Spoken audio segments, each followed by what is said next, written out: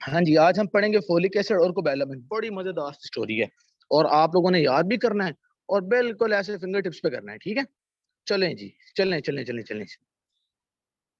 अच्छा जी, पहले मैं क्या करता हूँ, पहले मैं आप लोगों को यहाँ से बताता जाता हूँ। ठीक है, पहले हम सारी डायग्राम्स को क्लियर करते हैं। ठीक है, फिर हम आहिस्ता आहिस्ता लिपिन कोड से भी रीड करेंगे और अपनी बाकी चीजें भी डन करेंगे। ये देखें जी, ये है आप लोगों का डाइट से आता है फॉलिक एसिड। डाइट के अंदर कहाँ से? लीफी ग्रीन वेजिटेबल्स से। ठीक है, उनमें मतलब इसका ये गुड सोर्स है। ठीक है, फोलिक एसिड आ गया। फोलिक एसिड की फिर एंजाइम होता है डाई हाइड्रोफोलेट रिडक्टेज, यानी कि इसने रिडक्टेज इसने रिडक्शन करनी है, तो ये दो हाइड्रोजन आए तो NADPH इसके अंदर आ गए। फोलिक एसिड था, डाई हाइड्रोफोलिक एसिड बन गया। फिर रिडक्टेज दोबारा एक्ट करता है और इसको टेट्राहाइड्रोफोलिक एसिड बना देता है। Tetrahydro THF। ठीक है, THF समझ आ गई? तो जनाबे वाला बस इसकी दो बार यानी कि रिडक्शन हुई है इस एंजाइम की मदद से, डाई हाइड्रोफोलेट रिडक्टेज की मदद से। ठीक है, अब ये टेट्रा हाइड्रोफोलिक एसिड बन गया। अच्छा जी, अब इस टेट्रा हाइड्रोफोलिक एसिड की ना फॉर्म्स होती हैं, फॉर्म्स। ठीक है, ठीक है, उसकी उन तीनों फॉर्म्स का अलग अलग रिएक्शंस के अंदर वो तीनों फॉर्म यूज हो रही होती हैं। ठीक है, एक इसकी फॉर्म है N10 फॉर्माइल। N10 फॉर्माइल का ये मतलब है कि THF के जो N10 है ना, मतलब कि जो नाइट्रोजन नंबर 10 है उस पर फॉर्माइल ग्रुप लगा हुआ है। ठीक है, N5 मिथाइल का ये मतलब है कि जो THF की स्ट्रक्चर के अंदर जो 5 नंबर के नाइट्रोजन है ना, वहां पे मिथाइल ग्रुप लगा हुआ है। ठीक है, N5 N10 मिथाइलिन THF का ये मतलब है, ठीक है, कि वो जो आपका N5 और N10 के दरमियान ना, N5 और N10 के दरमियान CH2 ग्रुप आया हुआ है। पता है ना आप लोगों को? ये स्ट्रक्चर तो मैंने आप लोगों को बताया हुआ है कि जब CH देखो, जब एक अकेला CH3 लगा होता है तो हम उसको कहते हैं मिथाइल, ऐसे ही कहते हैं। लेकिन जब उसका नाम क्या है, वो जो CH ग्रुप है वो दो सिंगल बॉन्ड्स के दरमियान आता है तो हम उसको मिथाइलिन कहते हैं ना। ठीक है, ठीक है, तो बहरहाल जनाबे वाला ये क्या है आपका, कि ये आपका N5 और N10 के दरमियान बेसिकली CH3 आया होता है, CH2 आया होता है, तो इसलिए इसको कह रहे हैं N5 N10 मिथाइलिन। ठीक है, THF। अच्छा, ये जो तीनों स्ट्रक्चर है ना, ये आप लोगों की मैं आपको चैप्टर नंबर बता देता हूँ लिपिन कोड का। वैसे मेरा काम बनता था कि मैं इस पेज को ऐड करता, लेकिन वो एंड पे मुझे याद ही नहीं रहा।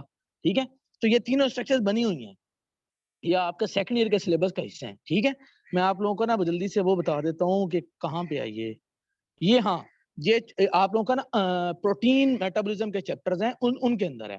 ठीक है, प्रोटीन मेटाबॉलिज्म के ना चैप्टर, चैप्टर वो जो, ठीक है ना, प्रोटीन वाले जो चैप्टर है ना, ठीक है, चैप्टर 19 20 21 इन चैप्टर्स के अंदर है ये। ठीक है, तो वहां से इसकी स्ट्रक्चर को देख लीजिएगा, बाकी मैं भी आप लोगों को वो पिक्चर भी सेंड कर दूंगा। बाकी आप लोगों ने सिर्फ ये याद करना है। ठीक है, N10 फॉर्माइल, N5 मिथाइल और N10 N5 मिथाइलिन टेट्राहाइड्रोफोलेट, बस। ठीक है, अच्छा जी, अब इन तीनों के काम याद कर रहे हैं, ये बड़े ही इंपॉर्टेंट बातें हैं, प्लीज याद करते जाओ अभी। एक ये है कि प्यूरिन न्यूक्लियोटाइड की सेंसेस, ये प्यूरिन न्यूक्लियोटाइड की सेंसेस आपने सेकंड ईयर में सारी पढ़नी है। इसको अगर आप देखना चाहो तो आप वो जो न्यूक्लियोटाइड वाला चैप्टर है ना, ठीक है, उस चैप्टर 21 है। ठीक है, नहीं 21 नहीं, शायद को 22 है, मुझे चैप्टर नंबर नहीं याद, तो बहरहाल उसमें हम सेकंड ईयर में हमने सारे प्यूरिन्स पायरिमिडिन्स की सेंसेस पढ़नी है। उसके अंदर आप पढ़ोगे एंटाइन फॉर्माइल यूज हो रहा है। ठीक है, तो 3-4 इसके बल्कि मॉलिक्यूल्स यूज होते हैं। ठीक है ना, उस प्यूरिन के सेंसेस के अंदर, तो ये उधर यूज होता है, यानी कि सेकंड ईयर में ये रिएक्शन आप लोग पढ़ोगे। ये रिएक्शन तो आप लोग अभी पढ़ोगे ना। मैथ्योनिन की सेंसेस होती है होमोसिस्टीन से। ठीक है, फिर ये है कि TMP की सेंसेस, थायमिडीन मोनोफॉस्फेट। ठीक है, जिस तरह AMP होता है ना, ऐसे ही थायमिडीन मोनोफॉस्फेट के सेंसेस, और सीरीन के सेंसेस फ्रॉम ग्लाइसिन। ये सीरीन के सेंसेस फ्रॉम ग्लाइसिन भी आप सेकंड ईयर में पढ़ोगे, क्योंकि सारी सेंसेस और मेटाबॉलिज्म सेकंड ईयर में है ना। तो इसलिए ये चीज भी कि आप जो सीरीन बनाते हो ग्लाइसिन से, ग्लाइसिन अमाइनो एसिड कन्वर्ट होता है सीरीन में। ठीक है, तो ये भी आप सेकंड ईयर में पढ़ोगे। लेकिन यहाँ पे तो अब आप लोगों को पता तो होना चाहिए ना कि उधर N5 N10 मिथाइलिन यूज होता है। मैं आपको ये रिएक्शन सेंड कर दूंगा। ठीक है, ये मैं इंशाल्लाह जैसे लेक्चर एंड होता है तो मैं, अब क्योंकि आप लिपन कोड खोलने का टाइम तो है नहीं, तो बस ठीक है। अच्छा जी, तो और TMP की सेंसेस में भी जो है ना वो इसने यूज होना है इस फॉर्म में, यानी कि दो फॉर्म।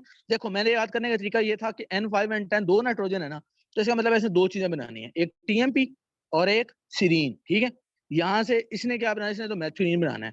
ठीक है, और इसने क्या बनाना है, इसने प्यूरिन्स बनाने हैं। ठीक हो गया। अच्छा जी, अब एक और चीज देख लो, वो क्या है कि इस एंजाइम का ना इनहिबिटर्स होते हैं ये मेथोट्रेक्सेट। ठीक है, मेथोट्रेक्सेट जो है ना वो इसको कॉम्पिटिटिवली इनहिबिट कर लेता है। ठीक है ना। फोलिक एसिड एनालॉग होता है, यानी कि फोलिक एसिड की स्ट्रक्चर ऑब्वियसली जो कॉम्पिटिटिव इनहिबिटर होता है, ठीक है, वो एनालॉग होता है ना, उसकी स्ट्रक्चर सेम ही होती है ऑलमोस्ट अपने सबस्ट्रेट। मेन तो इसका सबस्ट्रेट फोलिक एसिड था, लेकिन ये है कि ये जो है ना मेथोट्रेक्सेट, इसकी स्ट्रक्चर फोलिक एसिड की तरह की होती है, उसका एनालॉग होता है, इसलिए ये डाई हाइड्रोफोलेट रिडक्टेज को कॉम्पिटिटिवली इनहिबिट करता है। ठीक है, ये इन डिजीज के अंदर जरूरत होती है, ठीक है, इसकी कि यार कि ये इसको ना मतलब इनहिबिट करे, इस रिएक्शन को हम इनहिबिट करना चाहते हैं बेसिकली। ठीक है, चलो जी अब इधर आ जाओ, इधर आ जाओ। अब ये न्यूट्रिशनल एनीमिया, एनीमिया वगैरह मैं आप लोगों को पढ़ा चुका हूँ। अब जरा ये 3 टाइप्स हैं उसकी, एक है माइक्रोसिटिक एनीमिया, एक है नॉर्मोसिटिक, एक है मैक्रोसिटिक। ठीक है, एमसीवी क्या होता है? मीन कार्पस्कुलर वॉल्यूम, यानी कि जो आरबीसी का जो मीन कार्पस्कुलर वॉल्यूम, यानी कि उसके सेल का जो मीन वॉल्यूम है, यानी कि बेसिकली उसका साइज को रिप्रेजेंट करता है। एमसीवी जो है उसके साइज को रिप्रेजेंट करता है, मीन कार्पस्कुलर वॉल्यूम। कार्पस्कुल किसे कहते हैं? सेल को कहते हैं। तो आरबीसी का जो मेन जो वॉल्यूम है, यानी कि उसका साइज को रिप्रेजेंट करता है। माइक्रोसिटिक का ये मतलब है कि इसका नाम क्या है कि इसका साइज थोड़ा है। माइक्रोसिटिक यानी कि छोटा है, सेल छोटा है। माइक्रोसिटिक, सिटिक कहते हैं सेल को, तो सेल छोटा है। नॉर्मोसिटिक में सेल पूरा है, लेकिन वैसे जो है ना वो, ठीक है, सेल का यानी कि साइज के हवाले से मसला नहीं है। ठीक है, साइज के हवाले से यानी कि मसला नहीं है। मैक्रोसिटिक क्या है? मैक्रोसिटिक का मतलब ये है कि सेल बड़ा हो जाता है। सेल क्या हो जाता है? बड़ा। तो ये जो आज हमने पढ़ना है, ये दोनों किस में आते हैं? मैक्रोसिटिक में आते हैं। एमसीवी ग्रेटर देन 100 हो जाता है, यानी कि बड़ा बड़ा सेल होता है। ठीक है, समझ आ गई बात। और माइक्रोसिटिक में हमने आयरन डेफिशिएंसी एनीमिया हम पढ़ चुके हैं। आयरन थोड़ा होता है तो हीमोग्लोबिन पूरा नहीं बनता, तो इसके सेल का साइज छोटा हो जाता है। हमने एस्कॉर्बेट यानी कि विटामिन सी की डेफिशिएंसी भी पढ़ ली। कैसे पढ़ी भला, किसी को याद हो? नॉन हीम आयरन की अब्जॉर्प्शन विटामिन सी के जरिए होती थी, नॉन हीम आयरन की। ठीक है, अब जब आयरन ही अब्जॉर्ब नहीं होगा, आयरन ही अब्जॉर्ब नहीं होगा, नॉन हीम आयरन यानी कि जो प्लांट से हम हासिल करते हैं आयरन, तो आयरन की होगी डेफिशिएंसी, तो वही काम हो जाएगा। बाकी ये, ठीक है ना, ये विटामिन अभी हम पढ़ेंगे। ठीक है, तो ये मामला हो गया। ठीक है, चलें जी, अब उसका नाम क्या, इधर आ जाए। अच्छा जी, ये देखें जी, होमोसिस्टीन कन्वर्ट हो रहा है मैथ्यूनिन में। एंजाइम कौन सा है? मैथ्यूनिन सिंथेज। ठीक है, इस रिएक्शन के लिए जो को एंजाइम है वो कौन है? विटामिन बी 12 है, विटामिन बी 12। ठीक है, अच्छा जी, लेकिन इस रिएक्शन के लिए हमें N5 मिथाइल टेट्राहाइड्रोफोलेट भी चाहिए, जो कि क्या देता है? अपना मिथाइल देता है। क्या देता है? मिथाइल, अपना मिथाइल ग्रुप दे देता है और टेट्राहाइड्रोफोलेट में कन्वर्ट हो जाता है। ठीक है, यहाँ पे भी हम लोग देख के आए थे कि N5 जो मिथाइल ग्रुप था ना, N5 मिथाइल, वो सिस्टीन तो मैथ्यूनिन तो सिस्टीन जाता था, ऐसे ही था ना। तो वही रिएक्शन अब हम यहाँ पे देख रहे हैं। ठीक है, कि इस रिएक्शन के लिए हमें कोबैलामिन चाहिए, यानी कि जो हमारा विटामिन बी 12 है वो, और विटामिन बी 9 भी चाहिए, फोलिक एसिड भी चाहिए, जिसकी कौन सी फॉर्म हमें चाहिए? N5 मिथाइल वाली, N5 मिथाइल वाली फॉर्म चाहिए। मैं बार बार N5 बोल रहा हूँ। ठीक है, और ये हमें विटामिन बी 12 भी चाहिए। मेन कोएंजाइम ये है, इसने तो सिर्फ अपना एक कार्बन डोनेट करना है, CH3 डोनेट करना है। ठीक है, इसी वजह से हम कहते हैं कि जो फोलिक एसिड है ना, बी 9 है, वो 1 कार्बन मेटाबॉलिज्म इन्वॉल्व होता है, 1 carbon metabolism in the senses of several compounds. ये क्या करता है? ये बेसिकली एक कार्बन ट्रांसफर करता है और हमारा कंपाउंड सिंथेसाइज हो जाता है। ठीक है, एक कार्बन जो है ना वो ये ट्रांसफर करता है।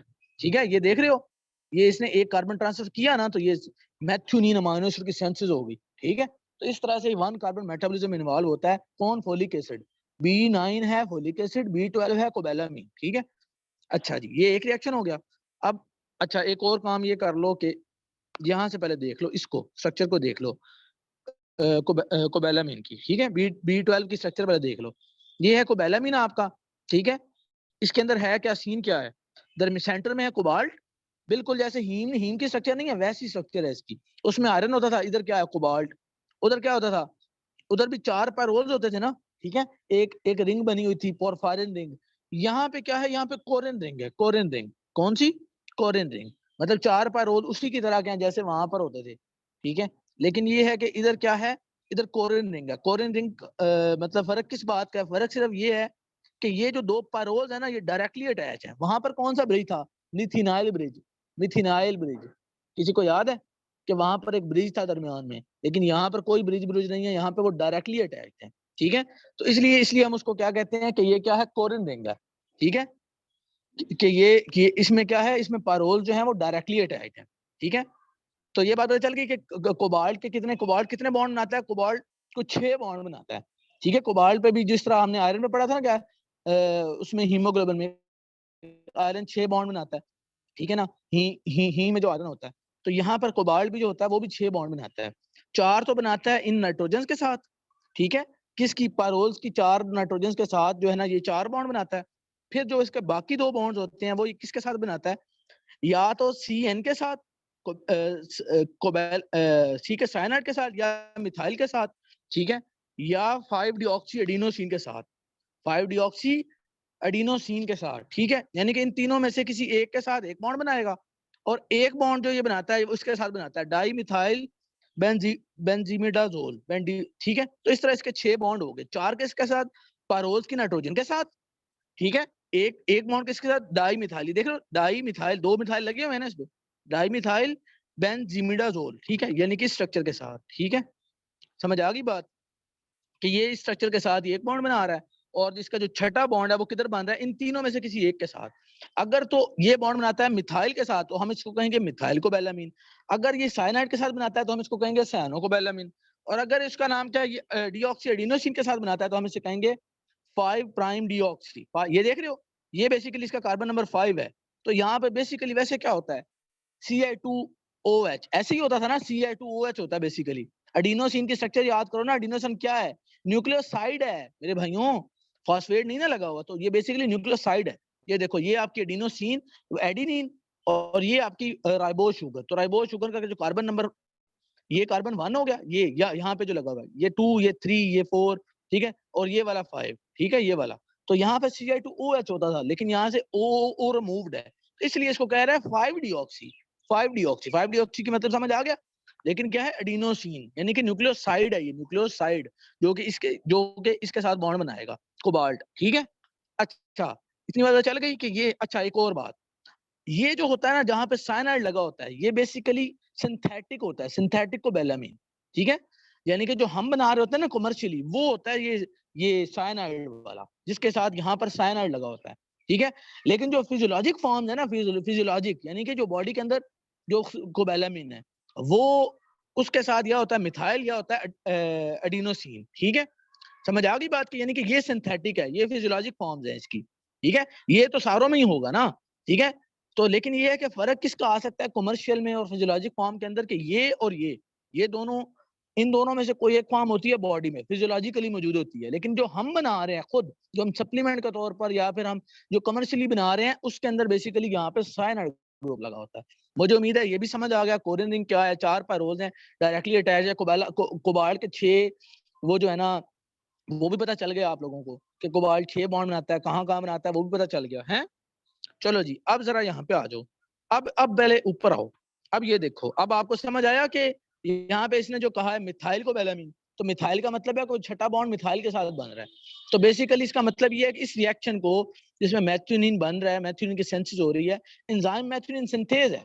देखो एंजाइम कौन है, विटामिन B12, लेकिन मिथाइल कोबैलामीन, ठीक है। और ये जो है, ये एक कार्बन ट्रांसफर, ये भी समझ लो रिएक्टेंट है, समझ लो ये दोनों रिएक्टेंट्स हैं, ये एंजाइम है, ये कोएंजाइम है। तो इसने जनाब इसको एक मिथाइल ट्रांसफर करना है, इसका काम होता है 1 कार्बन मेटाबॉलिज्म। समझ आ गई बात। अच्छा, अब मुझे एक और बात बताओ, अगर अगर बॉडी के अंदर B9 की कमी हुई, फिर भी मैथ्यूनिन नहीं बन सकना, फिर भी होमोसिस्टीन का लेवल हाई हो जाना है।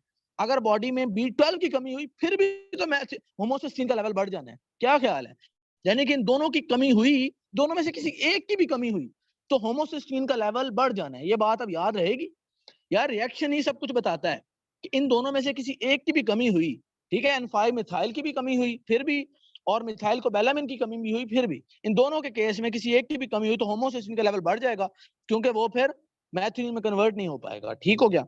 अच्छा, अब एक और रिएक्शन है जिसके अंदर हमारा विटामिन B12 इन्वॉल्व होता है। वो कौन सा रिएक्शन है, ओल्ड नंबर फैटी एसिड्स और कुछ अमाइनो एसिड्स, ठीक है।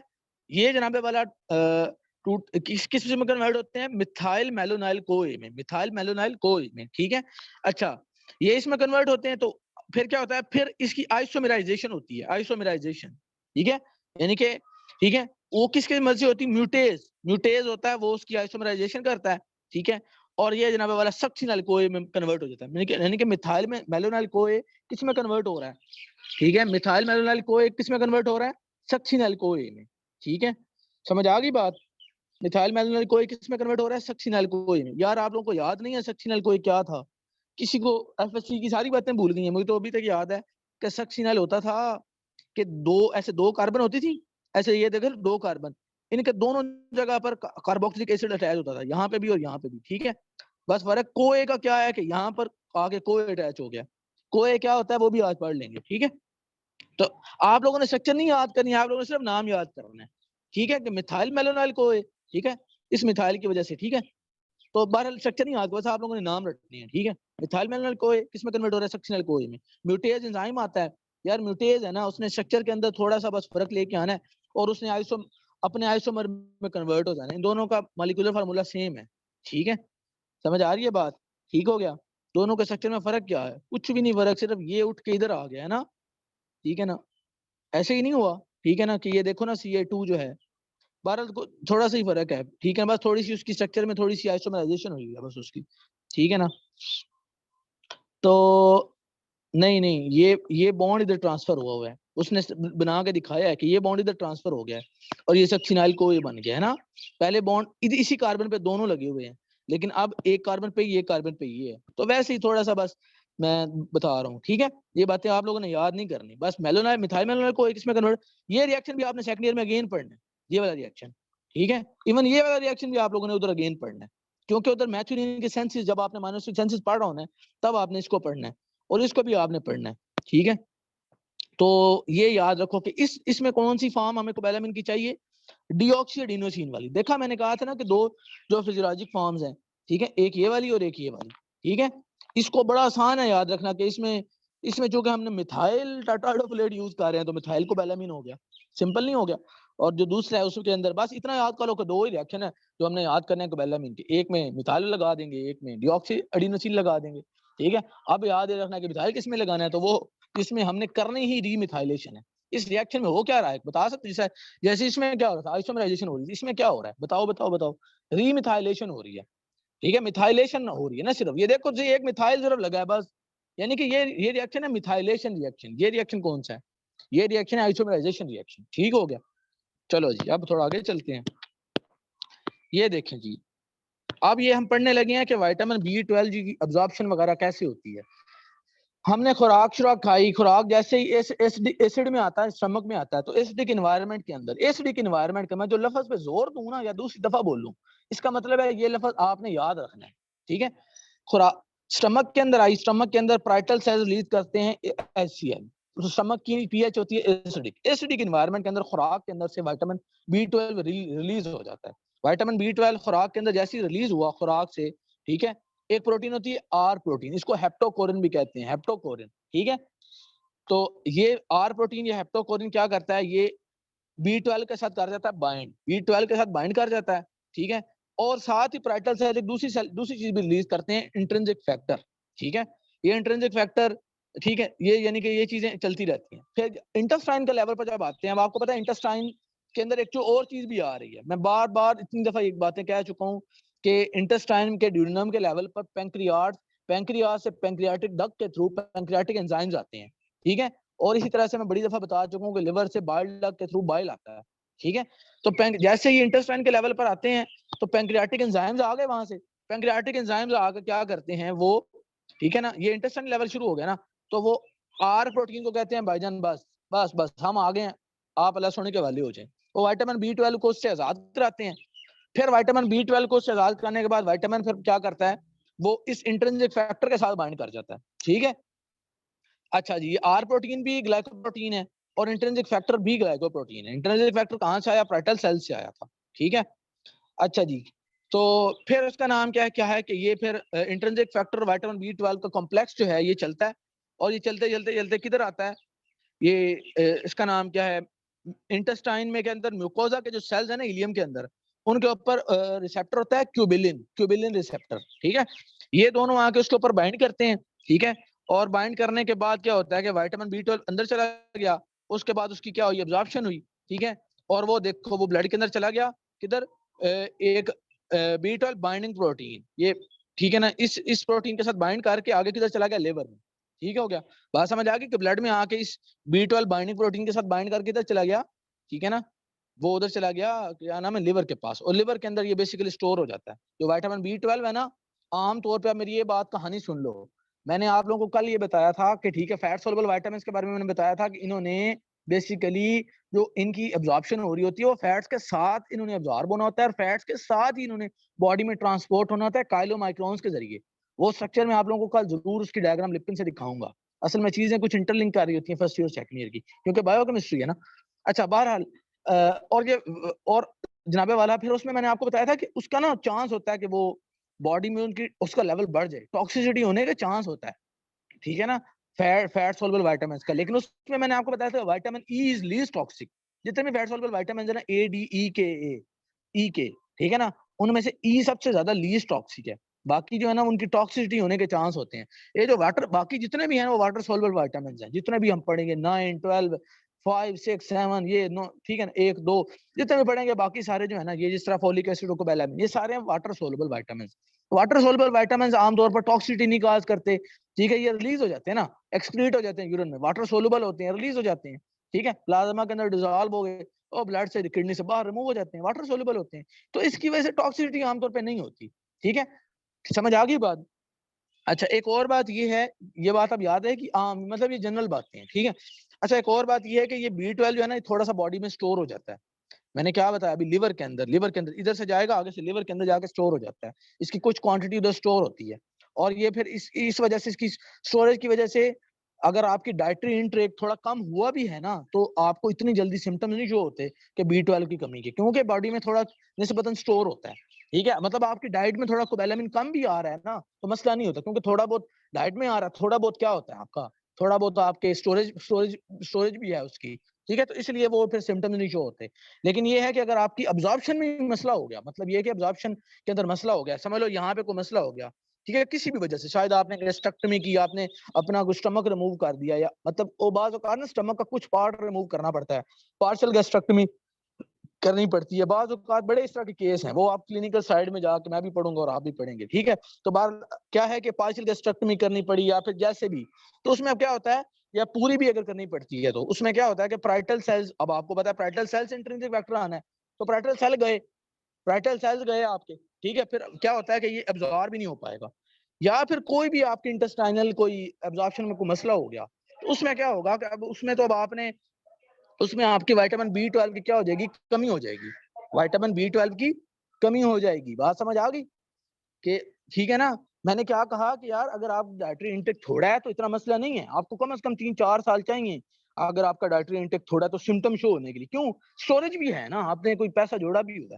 लेकिन अगर आपकी एब्जॉर्प्शन का लेवल ही बिल्कुल ही खराब हो गया, फिर थोड़ा क्विकली वो सिम्टम शो हो जाएंगे। क्यों, क्योंकि अब आप बैंक में पड़े हुए पैसे सिर्फ खा रहे हैं, अब खुद तो कमा ही नहीं रहे, नहीं एब्जॉर्प्शन तो हो ही नहीं रही बिल्कुल, अब आपने सिर्फ वही पड़ा हुआ सिर्फ यूज करना है, तो उस केस में थोड़ा जल्दी सिम्टम शुरू हो जाते हैं। ठीक है, ठीक है, इसका मतलब ये है कि इसकी डेफिशिएंसी तब ज्यादा हो सकती है जब आपके बिल्कुल एब्जॉर्प्शन का ही मसला हो जाए।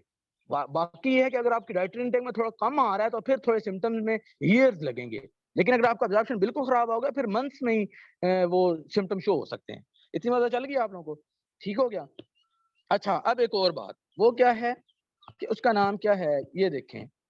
अब मैंने यहाँ पे ये बताया था कि अगर आपका, उसका नाम क्या, बी बी इसका नाम क्या, ये देखो, अगर आपकी सिर्फ अगर आपकी इन दोनों में से किसी एक चीज की भी कमी है, तो होमोसिस्टीन का लेवल बढ़ जाएगा। होमोसिस्टीन का लेवल बढ़ गया तो अब आप नहीं बता सकते कि इसका लेवल ज्यादा है या इसका लेवल ज्यादा है, इन दोनों में से किसी का भी हो सकता है। बात समझ आ गई। लेकिन जब आपका, उसका नाम क्या है, ये बढ़ेगा लेवल मिथाइल मेलानाइल कोए का, ठीक है, तो फिर क्या होगा, फिर इसका मतलब है आपका विटामिन B12 जो है ना, उसकी डेफिशिएंसी आपको हुई है। बात समझ आ गई कि मिथाइल मेलानाइल कोए का लेवल का बढ़ने का क्या मतलब है, कि आपके अंदर कोबैलामिन की डेफिशिएंसी है। ठीक हो गया, इतनी मदद चल गई। अच्छा, एक और बात, अगर आपके अंदर कोबैलामिन की कमी है ना, तो उससे क्या होता है, आपके ओड नंबर जो फैटी एसिड्स है ना, वो और अमाइनो एसिड वगैरह ये होने लग जाते हैं, इनका लेवल होने लग जाता है ज्यादा, क्योंकि इनकी वो आगे मेटाबॉलिज्म नहीं ना हो रहा। ठीक है, ये फैटी एसिड जो है ये क्या होने लग जाते हैं बेसिकली यार, जो हम फैटी एसिड का मेटाबॉलिज्म नहीं पढ़ रहे होते, फैटी एसिड का मेटाबॉलिज्म होना है, ये होना है, वो होना है, ये उसका मेटाबॉलिज्म हो रहा है। ये सक्शनल को भला कौन है, आपको पता है, आपको क्या लग रहा है कि मजाक हो रहा है, ये सक्शनल कोई क्रब साइकिल का है। इसने आगे कर्ब साइकिल में चले जाना है और वो उससे एनर्जी में मिल जानी है। तो ये ओड नंबर के जो फैटी एसिड हम खा रहे होते हैं ना खुराक में, वो इस तरह से मेटाबोलाइज हो रहे होते हैं। बात समझ आ रही है? तो इसलिए बेसिकली मेटाबॉलिज्म है जो हम सेकंड ईयर में पढ़ेंगे। लेकिन अभी मैं आप लोगों को मैंने खुद ही बता दिया कि सक्शनल को ने आगे कर्ब साइकिल में जाके फिर हमें एनर्जी देनी होती है। तो अगर आपका ये ही नहीं है तो फिर क्या होगा, आपके ओड नंबर के फैटी एसिड जो होंगे वो खुराक में अकोमुलेट होने लग जाएंगे। और ये ओल्ड फैटी एसिड अगर जाके ब्रेन के अंदर जब जाके अकोमुलेट होते हैं तो ये हमारे न्यूरोसाइकियाट्रिक सिम्टम शुरू कर देते हैं। क्या शुरू करते हैं? न्यूरोसाइकियाट्रिक, आपको दिमागी मसले शुरू होने लग जाते हैं। बात समझ आ गई कि इसकी डेफिशिएंसी में न्यूरोसाइकियाट्रिक सिम्टम्स होंगे। ये बात आप हर बच्चे को क्लियर हो गई है? ठीक है कि क्या अगर, और दूसरी बात मैंने क्या कही कि मिसाइल मैदान को एक लेवल का बढ़ने का क्या मतलब है कि आपको B12 की कमी है। ठीक हो गया?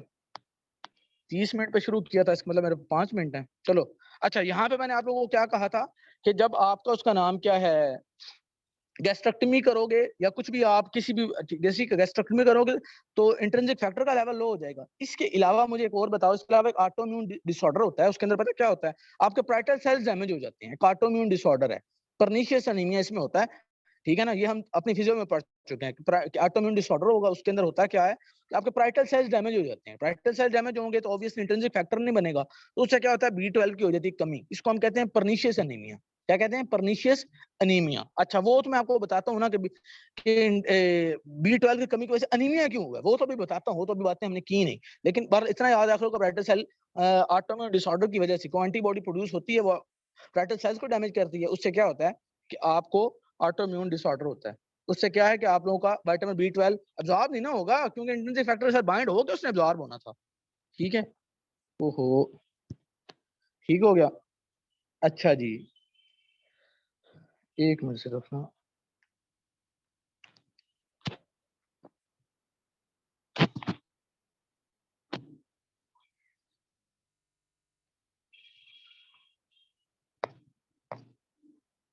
एक मिनट के अंदर वो बंद होने लगा था, उधर से मेरी स्क्रीन हैंग होना शुरू हो गई।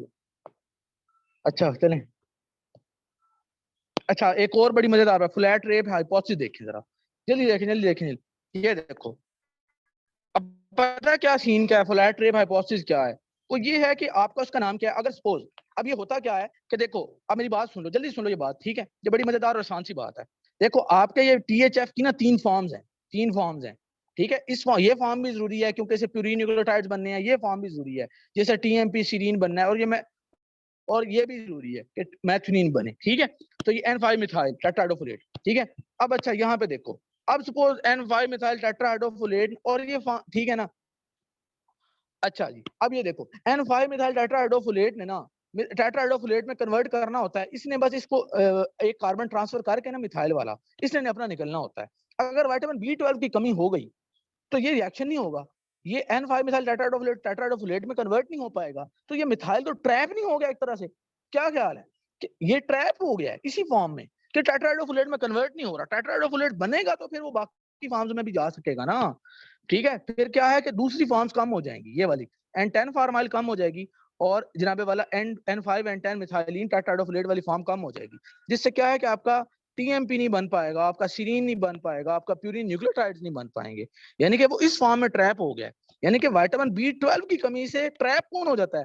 आपका फोलिक एसिड। तो इसलिए हम इसको कहते हैं फोलेट ट्रैप, कि विटामिन B12 की कमी से आपका फोलेट ट्रैप हो गया। बात समझ आ गई कि यार इसने इसमें कन्वर्ट कैसे होना है? इस रिएक्शन के जरिए होना है।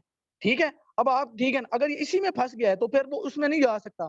फिर इसमें जाएगा तो ये फिर ये है ना कि टेट्राहाइड्रोफोलेट वाली फॉर्म दूसरी फॉर्म में N10 फॉर्माइल और बाकी फॉर्म में कन्वर्ट हो सकती है। तो इस तरह से यानी कि B12 की डेफिशिएंसी से आपका फोलेट ट्रैप हो जाता है। ठीक हो गया? ये बात भी क्लियर हो गई आप लोगों को? अच्छा, वो जो अमाइनो एसिड्स है ना, वो कौन कौन से हो सकते हैं? वो आपका आइसोल्यूसिन, वैलिन, थ्रियोनिन और मैथ्योनिन। ठीक है? ये यानी कि उसने अमाइनो एसिड, आप बेशक नाम ना भी याद रखो तो कोई मसला नहीं, लेकिन याद रखना कोई इतना मुश्किल काम भी नहीं। ठीक है? मैथ्योनिन, आइसोल्यूसिन, वैलिन, ठीक है, और थ्रियोनिन। ठीक हो गया? और नंबर के फैटी एसिड्स हैं। अच्छा जी, इतनी बातें आपको क्लियर हो गई? ठीक है? अब बस वो मीटिंग बंद होने ही लगी है मेरे ख्याल से। तो ये याद रखोगे, मेथोट्रेक्सेट। ठीक है? अच्छा, वो जो आपका THF जो एक कार्बन के रिड्यूस फॉर्म है ना कोएंजाइम की फोलेट की, वो जो एक कार्बन फ्रेगमेंट्स लेता है ना, वो कहाँ से लेता है? जो खुद उसने एक बार ये जो इसने एक कार्बन के फ्रेगमेंट्स लिए हैं, सीरीन, ग्लाइसिन, हिस्टिडीन से वो लेता है। सीरीन, ग्लाइसिन और हिस्टिडीन से। ये भी उस रिएक्शन में लिखा हुआ है, मैं आपको ना फौरन वो सेंड करता हूँ इसे, ठीक है। बल्कि एक काम करता हूँ कि मीटिंग के फौरन बाद वो डायग्राम मैं खुद पिक्चर बनाता हूँ, ठीक है। कि जो एक कार्बन के फ्रेगमेंट लेता है ना, हमने कहा ना कि एक कार्बन के मेटाबॉलिज्म में इन्वॉल्व है, एक कार्बन के फ्रेगमेंट्स आगे देता है, जैसे कि वो होमोसिस्टीन को दे रहा है, तो वो लेता कहाँ से एक कार्बन के फ्रेगमेंट्स? वैसे तो THF फॉर्म है ना, तो ये फॉर्माइल वाले कैसे बनी? फॉर्माइल के अंदर CHO ग्रुप होता है, फॉर्माइल, ठीक है ना। हमने क्या फॉर्माल्डिहाइड नहीं याद आप लोगों को, ठीक है। फॉर्माल्डिहाइड क्यों कहते थे? एक कार्बन होता था उसमें। मिथाइल क्या एक कार्बन ही नहीं? तो ये जो इसने THF ने